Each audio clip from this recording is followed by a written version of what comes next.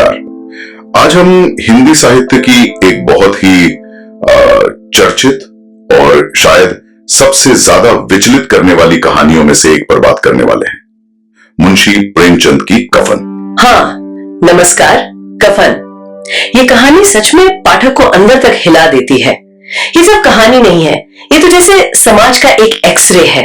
बिल्कुल, गरीबी, लाचारी और इंसान के अंदर जो कभी कभी हालात की वजह से संवेदनहीनता आ जाती है, प्रेमचंद ने उसे बिना किसी लाग लपेट के दिखाया है, एकदम नग्न सच्चाई। हाँ, और आज इसी पर हम गहराई से बात करेंगे। एक आलोचनात्मक समीक्षा है जो कहानी के मतलब उसके गहरे अर्थों को, सामाजिक और मनोवैज्ञानिक पहलुओं को समझने में मदद करती है। ठीक है, तो हमारा मकसद रहेगा कि कहानी की परतें खोलें, घीसू और माधव जो मुख्य पात्र हैं, उनका व्यवहार क्यों है ऐसा। हाँ, और प्रेमचंद का जो यथार्थवाद है, रियलिज्म, वो आज भी क्यों इतना प्रासंगिक है, क्यों इतना चुभता है, इस पर भी बात करेंगे। कहानी की शुरुआत ही जैसा आपने कहा हिला देने वाली है। एक तरफ झोपड़ी के अंदर माधव की पत्नी बुधिया वो प्रसव पीड़ा से कराह रही है और बाहर कड़ाके की ठंड है, और उसका पति माधव और ससुर घीसू वो दोनों अलाव के पास बैठे हैं, चुपचाप।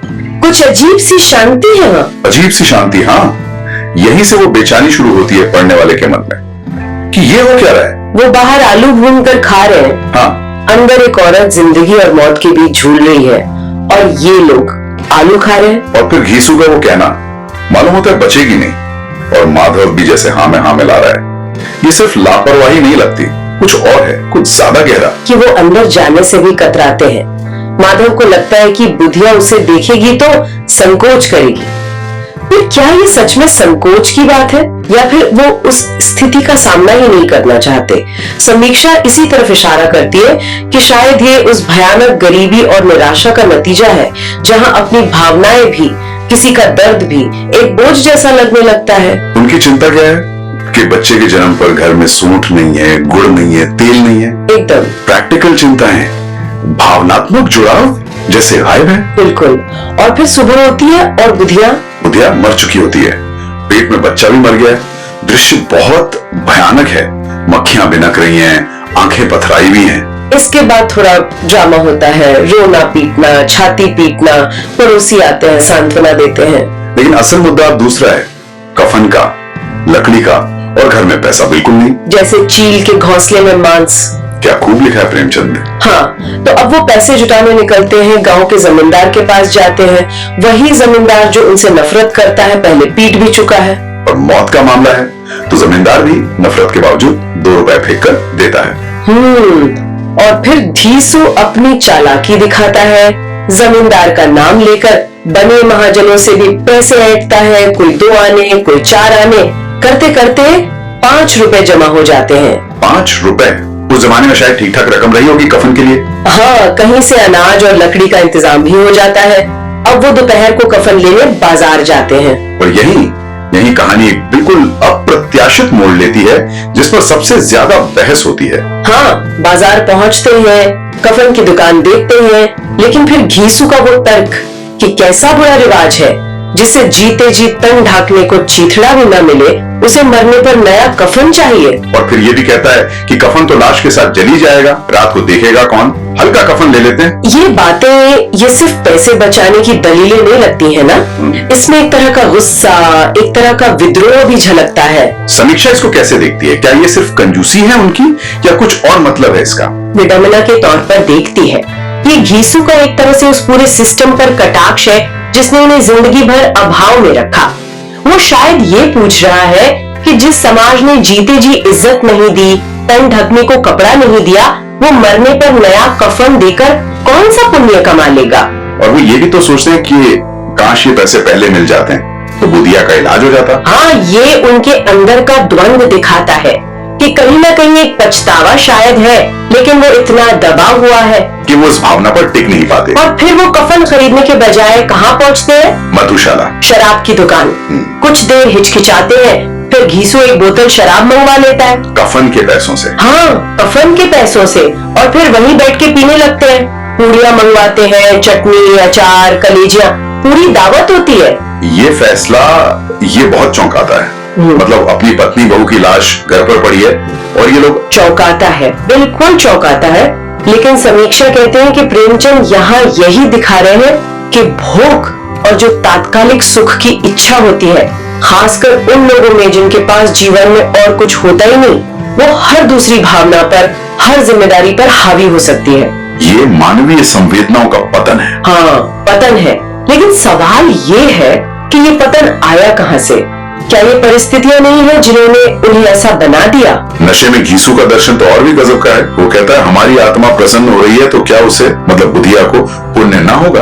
और वो दावा करता है कि बुधिया बैकुंठ जाएगी, बैकुंठ की रानी बनेगी। ये क्या है? मतलब अपने किए को सही ठहराने की कोशिश या आत्मधोखा? शायद दोनों। ये आत्मधोखे का चरम है।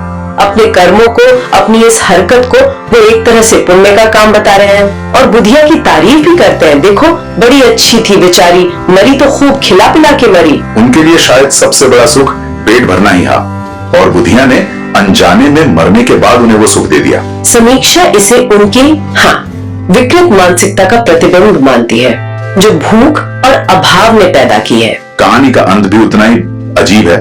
वो नशे में वहीं घर पड़ते हैं और उधर गांव वाले जैसे तैसे बुधिया का अंतिम संस्कार कर देते हैं। हाँ, लेकिन उससे ठीक पहले एक और घटना होती है। जो बची हुई पूड़ियां हैं वो एक भिखारी को दे देते हैं। अच्छा, ये भी है। हाँ, और लिखा है कि उन्हें पहली बार देने के गौरव, आनंद और उल्लास का अनुभव होता है। सोचिए कितनी बड़ी विडंबना है। कफन के पैसों से खरीदी पूड़ियां भिखारी को देकर उन्हें गौरव महसूस हो रहा है। समीक्षा इसे उनके चरित्र की जटिलता के रूप में देखती है कि शायद कहीं बिल्कुल अंदर इंसानियत की कोई चिंगारी बची है, लेकिन वो भी कब बाहर आती है? जब पेट भर गया है, नशा हो गया है, तब एक क्षणिक आवेग की तरह। या शायद ये भी उनके अपराध बोध को कम करने का एक तरीका हो, दान करके अच्छा महसूस करना। हो सकता है, बिल्कुल हो सकता है। ये बहुत जटिल मनोविज्ञान है जिसे प्रेमचंद ने पकड़ा है। तो अगर हम कहानी का सार देखें, दो बेहद गरीब कामचोर आदमी, घीसू और माधव, पत्नी बहू की मौत होती है, कफन के लिए पैसे जमा करते हैं, लेकिन उन पैसों से शराब पीकर दावत उड़ा लेते हैं। हाँ, सतह पर तो यही कहानी है, लेकिन जैसा कि समीक्षा बताती है, ये इतना सीधा नहीं है। यहाँ प्रेमचंद के यथार्थवाद की परतें खुलती हैं। यथार्थवाद, रियलिज्म। प्रेमचंद को हिंदी का सबसे बड़ा यथार्थवादी कथाकार माना जाता है ना? बिल्कुल। और कफन को कई लोग उनके यथार्थवाद का शिखर मानते हैं। यथार्थवाद का मतलब सिर्फ गरीबी का वर्णन करना नहीं होता। तो फिर क्या? मतलब ये दिखाना कि गरीबी या कोई भी सामाजिक स्थिति इंसान के मन पर, उसकी आत्मा पर, उसकी नैतिकता पर क्या असर डालती है, बिना किसी आदर्शवाद के, बिना कुछ छुपाए। तो समीक्षा किन मुख्य विषयों पर जोर देती है कफन में? पहला तो जाहिर है गरीबी और शोषण होगा। हाँ, गरीबी और उसके साथ जो सामाजिक शोषण जुड़ा है वो कहानी के केंद्र में है। घीसू और माधव समाज के सबसे निचले पायदान पर हैं। उनकी काम चोरी भी शायद इसलिए है क्योंकि उन्हें मेहनत का सही फल कभी मिला ही नहीं। निराशा ने जड़ पकड़ ली है। और दूसरा बड़ा विषय, मानवीय संवेदनाओं का पतन, ब्रेकडाउन ऑफ ह्यूमन फीलिंग्स। ये कैसे होता है? क्या गरीबी सच में इंसान को पत्थर बना देती है? समीक्षा का तर्क है कि जब गरीबी बहुत ज्यादा हो और बहुत लंबे समय तक चले तो वो इंसान को सिर्फ शारीरिक रूप से नहीं तोड़ती, वो उसे भावनात्मक रूप से भी कुंद कर देती है, सुन्न कर देती है। मतलब जीने की लड़ाई इतनी हावी हो जाती है कि मौत, दुख, रिश्ते, भावनाएं ये सब पीछे छूट जाते हैं, बेमानी लगने लगते हैं। घीसू और माधव की जो उदासीनता है बुधिया की मौत पर, वो शायद इसी का नतीजा है। वो शायद इतने दुख देख चुके हैं, इतनी ठोकरें खा चुके हैं कि अब उनमें दुख महसूस करने की क्षमता ही कम हो गई है या खत्म हो गई है। और तीसरा विषय आपने बताया था सामाजिक विडंबना, आयरनी। हाँ, वो कफन वाले तर्क में साफ दिखती है। कफन यहाँ एक प्रतीक है, उन सभी सामाजिक और धार्मिक रस्मों का प्रतीक जो गरीबों पर एक और बोझ बन जाती हैं। कहानी सवाल उठाती है कि इन रस्मों का क्या मतलब जब इंसान को जीते जी बुनियादी चीजें भी नहीं मिल रही। ये समाज के दोहरेपन पर भी उंगली उठाती है। एकदम, कि मरने के बाद सम्मान देना जबकि जीते जी। अच्छा, प्रेमचंद का यथार्थवाद सिर्फ समस्या दिखाता है या उसके कारणों की तरफ भी इशारा करता है? समीक्षा कहती है कि प्रेमचंद सिर्फ सतह नहीं दिखाते, वो घीसू और माधव को विलन की तरह पेश नहीं करते।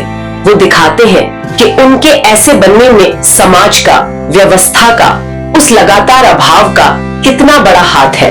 उनका आलस, उनकी कामचोरी, उनकी संवेदनहीनता, ये सब शायद उस कठोर यथार्थ की ही देन है जिसमें वो जी रहे हैं। पात्रों के बारे में समीक्षा क्या कहती है? घीसू थोड़ा ज्यादा दुनियादार लगता है माधव से। हाँ, घीसू थोड़ा चालाक है, तर्क गणना जानता है, दुनियादारी समझता है। माधव ज्यादा सीधा है, पिता के पीछे चलने वाला, शायद ज्यादा लापरवाह भी।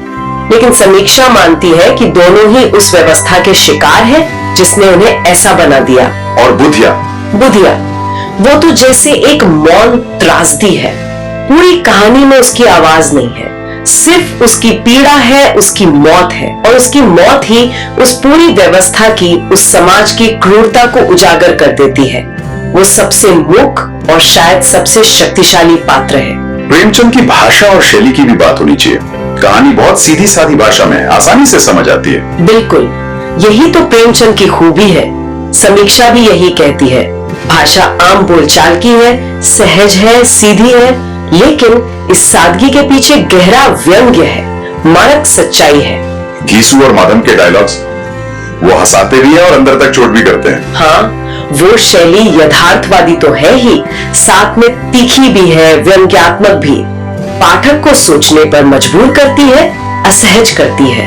जैसे घीसू और माधव का आलू खाना जब बुधिया तड़प रही है, ये सीधे तार पर समीक्षा के संवेदनाओं के पतन वाले बिंदु से जोड़ता है। और घीसू का वो तर्क कि कफन बेकार है, जल जाता है, ये सिर्फ कंजूसी नहीं बल्कि समीक्षा के अनुसार ये सामाजिक रस्मों के खोखलेपन पर और गरीबों पर उनके बोझ पर एक तीखा कमेंट है। उनका भिखारी को पूरियां देना और फिर वो अच्छा महसूस करना। हाँ, वो उनके जटिल मनोविज्ञान को दिखाता है, आत्म धोखे को भी। जैसा समीक्षा इशारा करती है, वो अपनी नजरों में शायद पूरी तरह गिरना नहीं चाहते, एक आखिरी कोशिश करते हैं कुछ अच्छा करने की, भले ही वो कितनी भी विडंबनापूर्ण क्यों ना हो। तो ये कहानी सिर्फ घीसू और माधव की कहानी नहीं है। नहीं, बिल्कुल नहीं। समीक्षा इसे एक पूरे समाज की, एक पूरी व्यवस्था की कहानी मानती है।